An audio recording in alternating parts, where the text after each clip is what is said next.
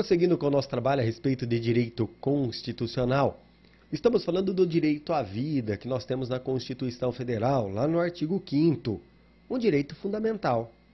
Nós sabemos que o direito à vida se desdobra em direito de continuar vivendo e direito a ter uma vida digna. Sabemos também em que momento se inicia essa proteção. A partir da nidação. Ao menos, esse é o entendimento do Supremo Tribunal Federal. Ora, e é a respeito disso que nós vamos falar agora. Nós vamos falar de um tema também muito interessante, que você já ouviu falar certamente, que é a pesquisa da célula-tronco embrionária. É exatamente isso, pesquisa da célula-tronco embrionária. A pergunta que se faz é: há afronta à Constituição admitir-se esse tipo de pesquisa? Porque atentaria contra a vida? Haverá essa ofensa à Constituição? Pergunto a você. Ora, primeiro devemos entender o porquê teríamos aí uma ofensa ao direito à vida. Primeiro, quando se fala de pesquisa em célula-tronco embrionária, nós temos um embrião, um ovo, ou seja, o fruto da fecundação do óvulo pelo espermatozoide. Então, nós já temos a fecundação. Quando se faz a pesquisa nesse embrião, e depois de realizar a pesquisa, ele é descartado. Se formos admitir que aí já há vida a exigir a tutela constitucional, essa pesquisa constitui um atentado à vida. E é exatamente a respeito disso que nós precisamos tratar. Tema também que foi levado ao Supremo Tribunal Federal. Então vamos ao nosso quadro.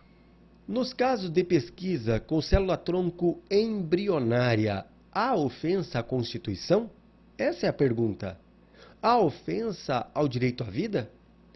Observe o que eu tenho na Lei 11.105 de 2005, já que esse é o dispositivo legal que admite a possibilidade dessa pesquisa. Vejamos lá. É permitida, para fins de pesquisa e terapia, a utilização de células-tronco embrionária, obtidas de embriões humanos produzidos por fertilização in vitro e não utilizados no respectivo procedimento. É a respeito desse tema que nós vamos falar agora. Então, olhe, o Supremo Tribunal Federal foi instado a se manifestar a respeito da constitucionalidade desse dispositivo legal. Houve uma ação declaratória de inconstitucionalidade que foi proposta pelo Procurador-Geral da República. E esse tema chegou até o Supremo. Qual era, de fato, a argumentação nessa ação? A argumentação é no sentido de que já há vida neste caso e a pesquisa nessas células-tronco extraída desses embriões levaria, de fato, a um atentado à vida. E o Supremo foi provocado. Agora observe no nosso quadro as ilustrações que nós temos. Vamos lá. Novamente nos interessa aqui destacar qual é o início da vida. É esse o tema. O início da vida ocorre com a fecundação ou com a nidação? Devemos saber que a nidação é a fixação do óvulo já fecundado na parede uterina. Isso é nidação. Se formos considerar que a vida ocorre a partir da nidação, qualquer atividade terapêutica, qualquer interferência que ocorra durante este caminho aqui e antes da fixação, não constitui ofensa à vida. Perfeito? Mas estamos falando, nos exemplos apresentados, da fecundação que ocorre dentro do aparelho reprodutor da mulher. Não é isso que nos interessa nesse caso. A pesquisa de células-troncos levarão em conta embriões frutos da fecundação in vitro, fora do aparelho reprodutor feminino. Voltemos ao quadro para você visualizar isso. Quando eu tenho a fecundação in vitro, observe o que ocorre. Extrai-se do aparelho reprodutor feminino o óvulo, ainda não fecundado, fecunda-se esse óvulo in vitro, ou seja, em laboratório, o espermatozoide fecunda o óvulo fora do corpo da mulher. Posteriormente, esse ovo, fruto da fecundação, é levado para a parede uterina. Agora é fixado na parede uterina e ocorre aqui, podemos dizer, uma nidação provocada. Então o caminho é exatamente este. Perfeito. A questão que se põe é possível atividade terapêutica antes de ocorrer essa fixação? Ou seja, durante essa caminhada aqui? É exatamente essa a discussão. Observe novamente, então, o que nós temos. Nós temos a fecundação fora do corpo feminino e, posteriormente, a fixação do ovo na parede uterina, de maneira artificial. Agora, quando se fala de pesquisa de célula-tronco embrionária, essa pesquisa ocorreria exatamente nesse momento, após a fecundação e antes da fixação do ovo na parede uterina.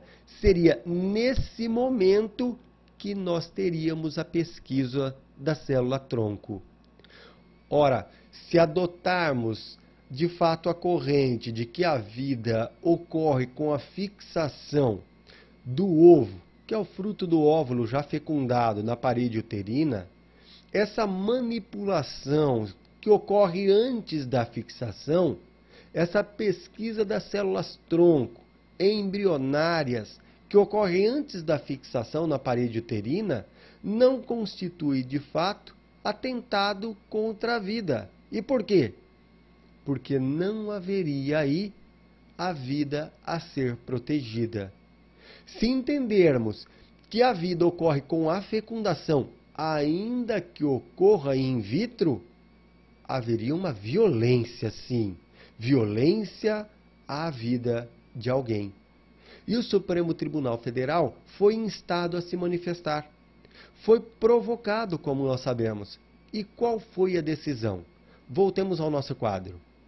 Para o Supremo Tribunal Federal, a pesquisa com células-tronco embrionárias não viola o direito à vida, tampouco a dignidade da pessoa humana. E para ilustrar esse julgado, observe o voto do relator, do ministro Carlos Aires de Brito. Olhe o que ele disse. Ele classificou a Lei de Biossegurança como um perfeito e bem concatenado bloco normativo. Sustentou a tese de que, para existir uma vida humana, é preciso que o embrião tenha sido implantado no útero humano. Enquanto isso não ocorre, não há direito à vida. Então, para ilustrarmos, podemos afirmar que a pesquisa embrionária que ocorre antes de termos a fixação do ovo na parede uterina, ou seja, durante esse período, não constitui de fato ofensa ao direito à vida. Esse foi o entendimento do Supremo Tribunal Federal. Então, para o Supremo Tribunal Federal, a pesquisa de células-tronco embrionárias não constitui ofensa à Constituição Federal, especialmente ao direito à vida.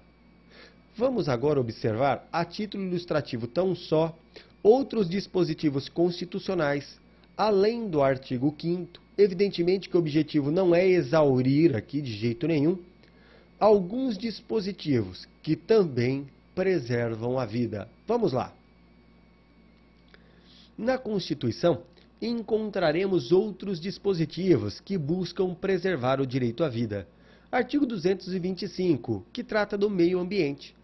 Todos têm direito ao meio ambiente ecologicamente equilibrado, bem de uso comum do povo e essencial à sadia qualidade de vida. Evidentemente que preservando o meio ambiente, estaríamos também preservando o direito à vida.